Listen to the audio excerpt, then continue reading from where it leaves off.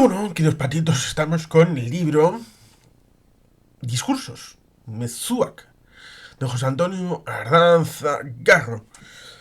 Es un libro como Lehendakari del gobierno vasco, con discursos, mensajes, no solamente discursos, ya sea el debate del Estado de la Nación, la investidura, sino también el discurso en el Club Siglo XXI y otros mensajes, lo cual me resulta curioso resaltar el hecho de la presencia en actos partidistas del Lehendakari por Eusko Alderdi Jeltzalea, Partido Nacionalista Vasco, a la vez que a posterioridad, después de que en este año haya ido a compartir charlas con Sabino Arana, en paz descanse, Goyan Bego, tiene esa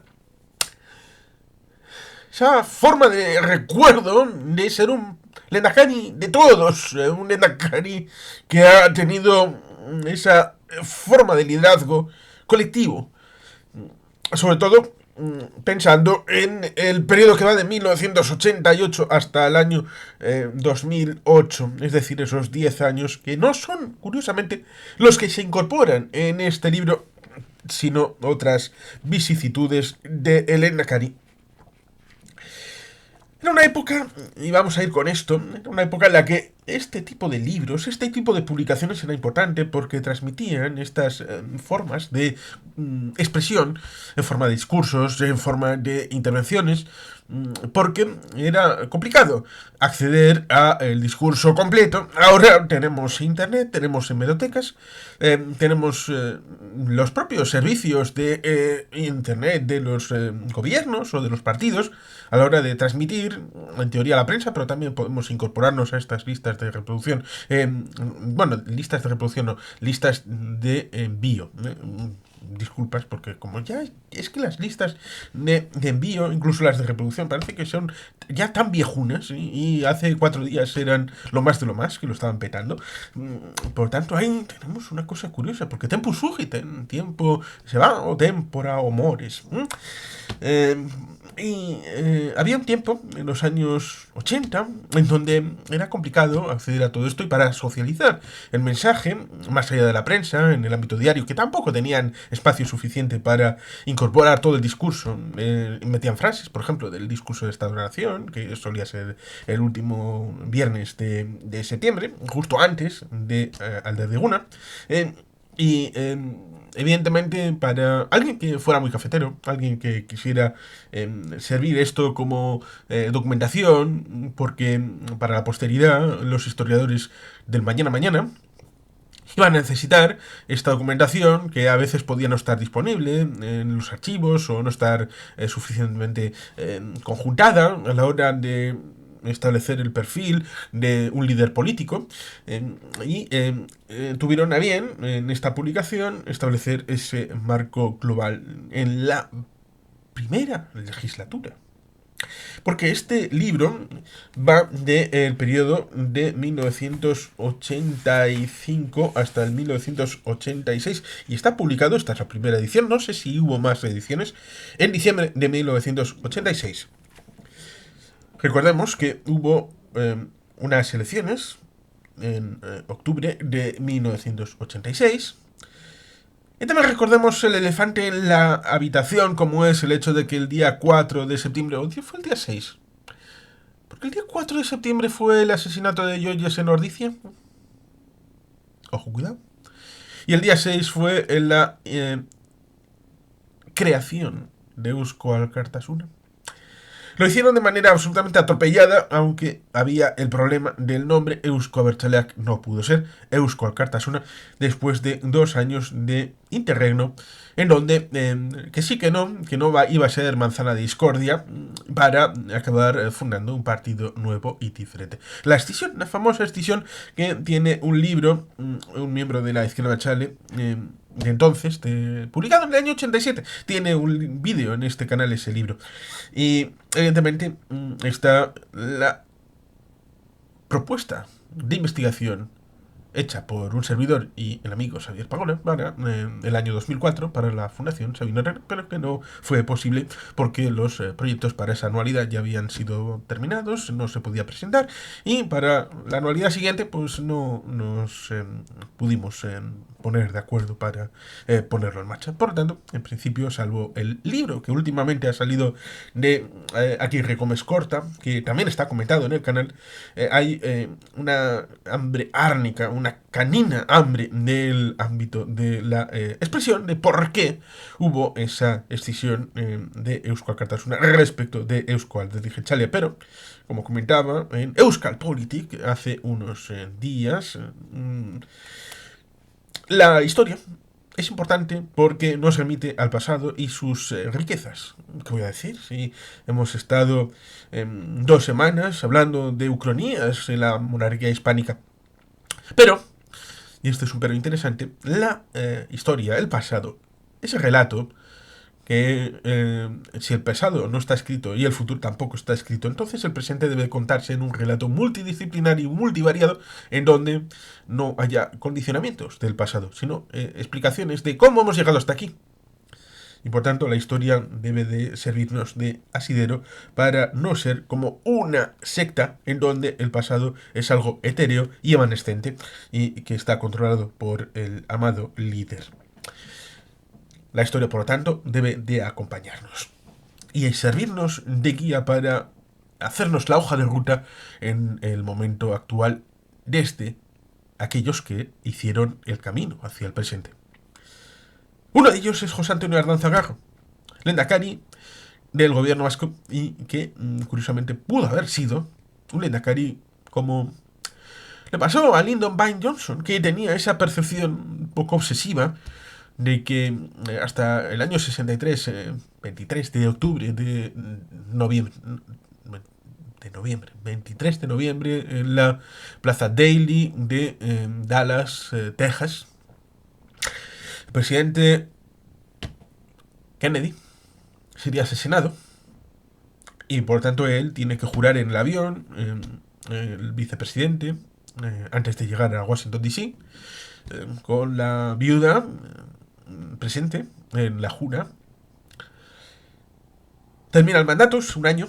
y debido a la enmienda 25 de sucesión es posible que termine el mandato y se pueda presentar una vez y otra, cosa que no hará en 1968, por diversas funciones, pero como le dirían a Apu, le dirían, diga usted esclavitud. Pues aquí diríamos, diga usted Vietnam, y ya está. Que puede haber más cosas, que si la situación de los derechos civiles, que si economía, que no, diga usted Vietnam. Y ya está. No se presentó por Vietnam y por tanto había la posibilidad de que el candidato que podía salir elegido en las primarias del Partido Demócrata era el hermanísimo, el hermano Robert Kennedy. Y por tanto él tenía ese miedo, después de haber dicho que no se presentaba, de sentirse un sándwich entre los Kennedy. Jack del 60 al 63 y luego, a partir del 68, Robert, Bobby. Esa sensación, aunque no plasmada, pudo haberla tenido a posteriori en un multiverso distinto, él, en nuestro mundo, Lehendakari Ardanza. ¿Por qué? Porque Juan Carlos Garaikoetxea Urriza, me lo confirmó, viene como anécdota en Amores Pendejos, que podéis encontrar en Amazon. Juan Carlos Garaikoetxea Urriza fue lehendakari entre el año 1980 y 1984, después de unas elecciones en las que se obtuvieron unos resultados importantes, 32 escaños de 75, porque en 1980 fueron 25 escaños, pero de 60. Eusko Alderdi-Jeltzalea obtuvo un recuento importantísimo que no se alcanzó hasta 2001 y luego con el lehendakari Urkullu se ha logrado 31 escaños, algo relativamente cercano a ese guarismo de Carlos Garaikoetxea Urriza. Perdón, Juan Carlos Garaikoetxea Urriza. Y en diciembre era dimitido o dimitía libremente o se obligaba a dimitir. El relato puede ser distinto según el actor que lo comente. Y después de las elecciones de 1986 hubo la posibilidad de un tripartito encabezado por el señor Garaikoetxea, Eusko Alkartasuna, Euskadiko Ezkerra y Partido Socialista, que fue ganador en escaños, aunque no en votos, que fue Eusko Alderdi Jeltzale, Partido Nacionalista Vasco. Por tanto, de haber fructificado esto, que ya lo hemos comentado en algún que otro vídeo, en más o menos una cierta profundidad, el asunto de esas elecciones y esas negociaciones posteriores a las elecciones, de haber salido investido en Dakarin, Garaikoetxea, Ardanza habría sido un interregno entre los dos mandatos de Garaikoetxea, y que habría sido del PNV de haber estado en la oposición en el año 1987. Eso nunca se sabrá, lo mismo que comentaba, que nunca se sabrá si el acicate que supuso para la organización del Partido Nacionalista Vasco en Zestoa en 1987, si se hubiera hecho 4 años antes. Pero claro, el aprendizaje se hace andando. Y evidentemente era necesario todo el transcurso de las vicisitudes entre el 83 y el 87 para llegar al punto de lo que se aconteció en la Asamblea General de Zestoa de 1987. Por tanto, la confluencia de muchos elementos es lo que acaba construyendo ese pavimento sobre el que camina la sociedad. En ese momento de vicisitudes, de dificultades en el que se ve en el propio libro con esos discursos, en un discurso de Aberri-Eguna de 1985 tratando de quitar hierro tanto a los problemas que venían funcionando en esa sociedad como en la ley de territorios históricos, tratando de rebajar la tensión y decir que el gobierno funciona. El ámbito de las diputaciones y gobierno es una relación que ya empieza a ser desengrasada, que el ámbito de la Junta de Seguridad empieza a funcionar. Todavía habría que faltar tiempo y el libro no se establece porque fue después. En el ámbito del cupo, de la negociación y consideración del cupo líquido y definitivo, es decir, la liquidación del cupo, del quinquenio 1981-86 y luego del 87 en adelante, respecto de el periodo, evidentemente, que había que negociarlo, y se negoció en el 87-88 para entrar en vigor, porque evidentemente había, como comentamos varias veces con respecto del concierto del cupo, un cálculo provisional incorporado a la ley de concierto en 1981, y luego hubo una situación complicada. Recordemos 23F, recordemos LOAPA, recordemos muchas cosas que llegaron también al cambio del Partido Socialista, que tampoco estaba muy en el meollo del tema del cupo, y por tanto hubo que esperar bastante hasta la negociación entre Ardanza y Solchaga barra Felipe González. Luego, recordemos que ciertamente de todas esas situaciones sirvieron para desatascar la renovación del convenio, que se renegociará en 1990 usando la misma plantilla, la misma exactamente de 1980 de Pedro Luis Uriarte con el señor Añoveros. Por tanto, ahí tenemos un asunto bien interesante. Lo mismo que en este libro se establecen esas guías, ese pensamiento político que pareciera más un libro hecho para el modelo estadounidense, un modelo de Lehendakari, unipersonal, como si hubiera habido una elección a la figura de Lehendakari, pero evidentemente con el discurso hipertrofiado sobre la figura de Garaikoetxea, que era un líder mesiánico, en cierta medida, o visto por algunos de sus seguidores y fans como un mesiánico, y con la guapura subida, y evidentemente el atractivo de la personalidad, y todo esto apuesto en las fotos, adorado por las nenas, y todo esto que en la época pues parecía que había este tipo de liderazgo, o sea, Adolfo Suárez, Juan Carlos Garaikoetxea y alguno más, que parece que tenían ese atractivo, ese sex appeal, pues parece que había que contrarrestar con el hombre normal, pero con carisma, con inteligencia, antiguo estudiante de Deusto, con el Aita Gudari, que estaba en Elorrio, pero luego pasó a Arrasate, que trabajó en una cooperativa, siempre en la parte financiera, en el ámbito de Mondragón, Caja Laboral, y que luego pasa a ser alcalde, los primeros alcaldes, con esa épica de haber sido elegido democráticamente, y luego pasar 2 años en la Diputación Foral de Guipúzcoa, Era un momento en el que Euskaltel Jeltzalea veía como interesante incorporar la parte de relleno, mitad hacia abajo, a los diputados generales, por si acaso podía pasar, porque evidentemente la situación era un poco volátil y nunca se sabe lo que puede pasar en esos momentos de inicio de todas esas vicisitudes. Lo comentamos con el libro de Aguirre Gómez Corta, el hecho de que tal vez una hipótesis para la escisión es el hecho de que no estaban acostumbrados a ese modo de funcionar, estaban acostumbrados a las dinámicas internas de gobierno en el exilio, en el ámbito de de la clandestinidad y de todas esas vicisitudes que son distintas a la salida a la luz y de las negociaciones políticas en países democráticos que tienen ya un sistema de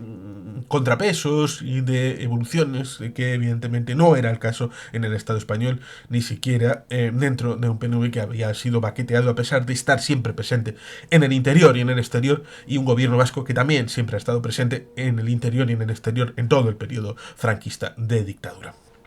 Y por tanto, ahí tenemos un necesario libro que también por esta beta tiene que incorporar estos discursos para poner sobre la mesa para la sociedad y también para los archivos y también para los historiadores del futuro el ámbito de la figura de José Antonio Ardanza en su pensamiento, ya sea en el ámbito de la paz y de la seguridad, en el asunto del terrorismo que estaba presente en ese momento.